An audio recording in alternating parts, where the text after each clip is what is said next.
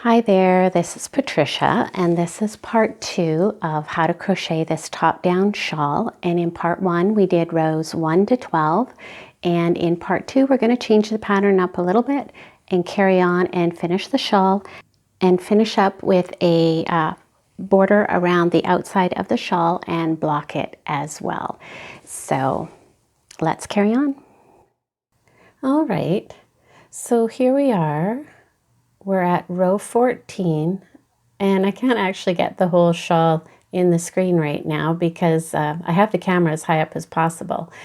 So you can see how it's taking on this really nice wing shape, but now we're going to alter the pattern slightly.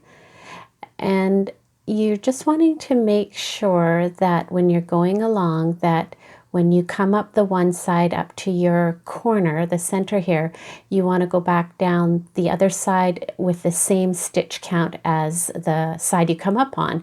Because of the loose stitches of this yarn, you can miss a stitch sometimes and your stitch count can get out, and you don't even actually have to be precise. I was going to give you my actual stitch count, but where I may have 36 double crochets coming up to the corner, you might have 35 or 37, and that's okay, just so long as you follow down on this side with the same stitch count, and that will keep your shawl in balance. So now what we're going to do is we're going to just change the pattern slightly, and I'll zoom in for that. Okay, so this is the end of row 14. That's where you're doing the double crochet into the back loop of every second stitch with a chain one in between. And so when you come to the end of this row, you're not going to chain 3 and turn, you're just going to turn. And this is where we start changing the pattern. So then you're going to do a double crochet into that first stitch past the loop on your hook.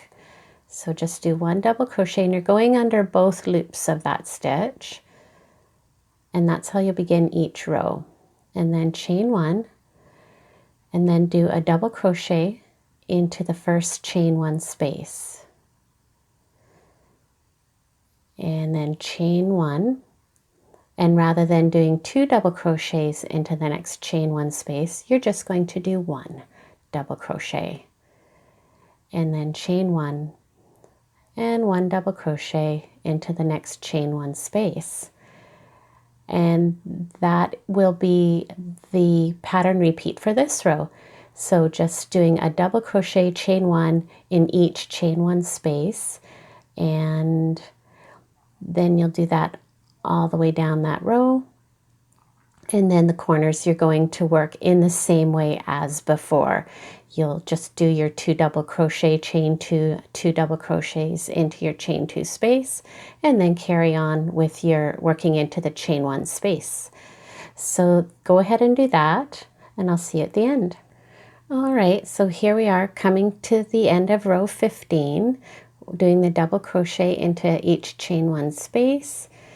And now we're coming to the end of this row. I've done my chain 1, and I'll finish this row by doing a double crochet into that third chain of that beginning chain 3. And then you won't have those chain 3s after this. At the end of each row now, you'll just have a double crochet, 1 single double crochet at the end of the row. And rather than chaining 3, you're just going to turn your work. And then you'll begin this row by doing a double crochet into that, going into that first stitch, which is the top of your double crochet from the last row. And do a double crochet.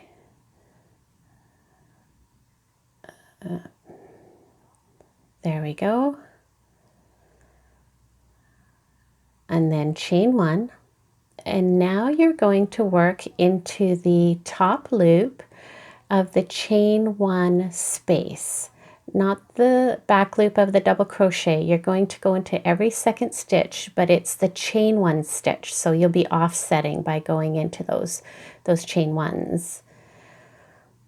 So yarn over and just going into that top loop of that chain one and do a double crochet and then chain one.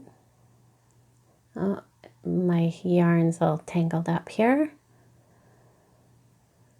And then skip the double crochet and do a double crochet into the top loop of the chain one and then chain one. And so that will offset the row a little bit, and that'll give you that little bit of a ridge pattern. So just like that. So then you'll carry on working into the top loops of all those chain ones all the way along. And then you'll work your corner in the exact same way as before, working 2 double crochets into that first chain one, chain two, and then 2 double crochets into the second chain, and then chain one, and then work your way down the other side in the same way. Now here I am coming to the end of row 16, working into the back loops, and I've just come into the last chain one before the end of the row, and then you want to do a double crochet into the top 2 loops, both stitches there of that beginning double crochet from the previous row, and do a double crochet. And that is the end of row 16. So from here on in, you'll just be repeating row 15 and row 16 and carry on until you get to row 29, and I'll see you there. Okay, so here I am at the end of row 29. I was hoping to get 30 rows out of this cake of yarn, but I got to row 29 and I need to save about 23 or 24 yards to do the last row of single crochet for the border. So depending on how yours works out, I have been crocheting very loose. So even though I'm using a 5.5 millimeter crochet hook, my stitch size is probably equivalent to like a 6 millimeter hook. So it just depends on how you crochet. You might have enough yarn left to do row number 30, or you may be starting to finish off on this row here. So in order to finish off this row, we're just going to do a row of single crochet. So just turn your work, and rather than doing a double crochet in that first stitch, you'll just do a single crochet. So put your hook under both loops, yarn over, bring your yarn through. You have 2 loops on your hook, yarn over, and pull through 2 loops. And then a single crochet into the chain one space, and then a single crochet into the top of your double crochet post, and single crochet into the chain one space, and single crochet. And you want to make sure that these chain one spaces might look kind of big, so make sure you go into the top of the post and not that chain one, because if you don't, your border will be a little bit bulky. So again, into the chain one space, and then into the top of your double crochet post.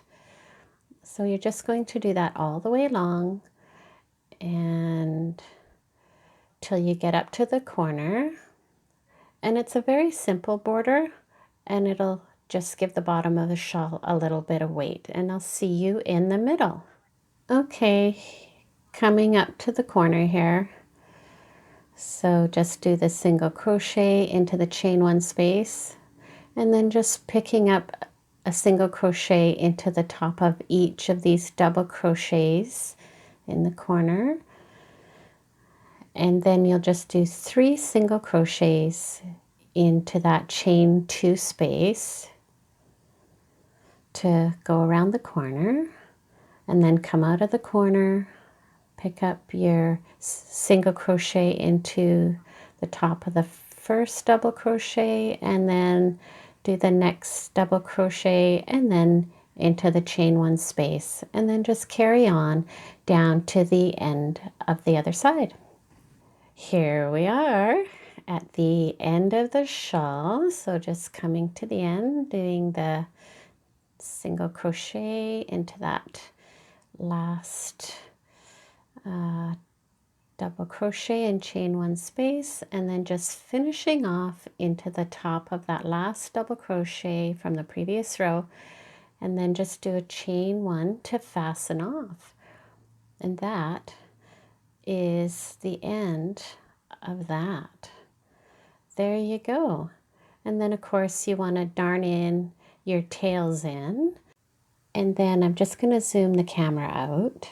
Now here it is all done, but obviously I can't get it into the camera. But what you want to do is block this and get that nice wing shape to the shawl. So you want to wash it in cold water, and then you're going to block it. So you can either lay it flat to dry on a towel or kind of shape it, or you can put it on a blocking board or styrofoam board and pin it. So I'm going to do that, and I'll insert some photographs here so you can see how that looks. So you can see here how I laid my shawl out on a styrofoam board, and I had washed it in cold water, and I just shaped it into this nice shape. And of course you can do this on a towel, or if you have a blocking board, that's great, and you know how to block. So yeah, you just want to shape it like this and then let it dry. Okay, here we are, all done. Doesn't that just look so pretty? And I have a shawl pin on here, but you don't really need that because it does lay nicely over the shoulders. And I'll just turn around here so you can see the back and see how lovely that turned out. And blocking it is really nice because it helps to even out the stitches and create a nice shape to the shawl. And you can just see how nice that pattern worked out. And I'll just show you here how the shawl looks when you hold it up. So there, you know, like it lays nicely over the shoulders, and that's because of the shape of the shawl. It's a top down shawl, and a lot of them go straight across, but this one I created the design so it has this sort of V shape, this U shape, which then lays nicely over the shoulders. See how pretty that turned out? And what's not really showing on the camera here is how we went into that back post of the stitches in every other row, and that creates a really, really nice texture, and it's not really showing here, but you'll see that when you do your own pattern. So there you go. I hope you enjoyed this tutorial. Please give it a thumbs up and subscribe to my YouTube channel so you don't miss out on any creative inspiration. Thank you for joining me.